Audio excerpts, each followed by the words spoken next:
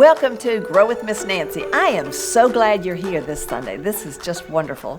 You know, last week we were talking about Adam and Eve and their two sons, Cain and Abel, and today we're going to talk about years later.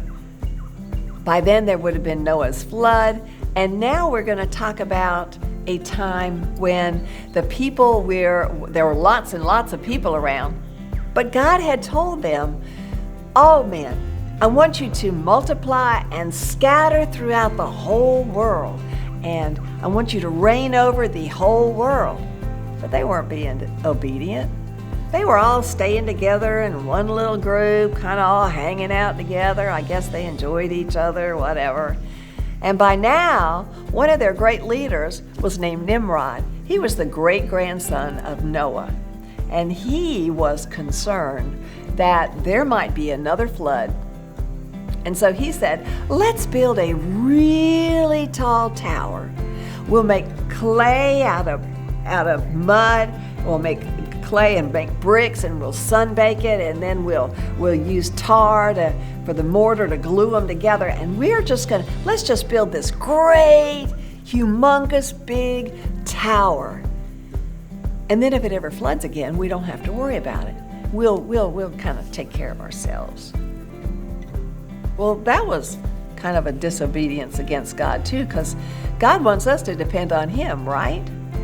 So if these people are building a tower so that if something were to happen, they can protect themselves, that's kind of like saying, "Oh, we're going to be responsible for us. It's all about me. It's all about me. It doesn't matter what you want, God. I'm going to do what I think I need to do." Do we ever act like that? Yeah, we do. We sure do. Well, so these guys built this great big tower. Now, back then, everybody spoke the same language. Everybody could understand everybody. But God was not very happy about the fact that they were building this tower and trying to take care of themselves instead of depending on Him. He told them to scatter throughout the world, and they wouldn't do it.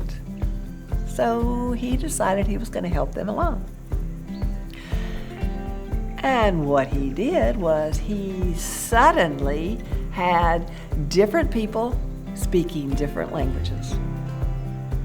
Now, if you suddenly couldn't talk to that person that was beside you, that you could talk to just a few minutes ago, and now everything that comes out of my mouth is something that sounds weird to them.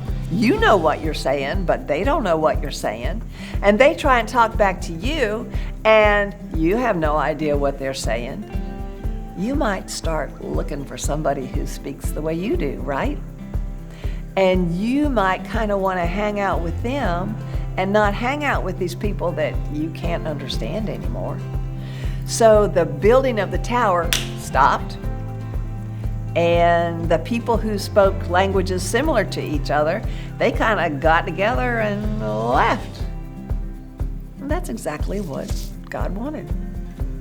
It was called the Tower of Babel, because Babel in Hebrew means confusion. There was lots of confusion going on.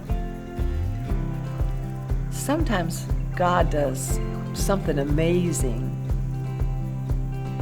to help us do what He's asked us to do. And that's what happened in this situation. He wants us to depend on Him, to put Him first. It's not about me. It's not about me. It's about Him. And we need to be obedient.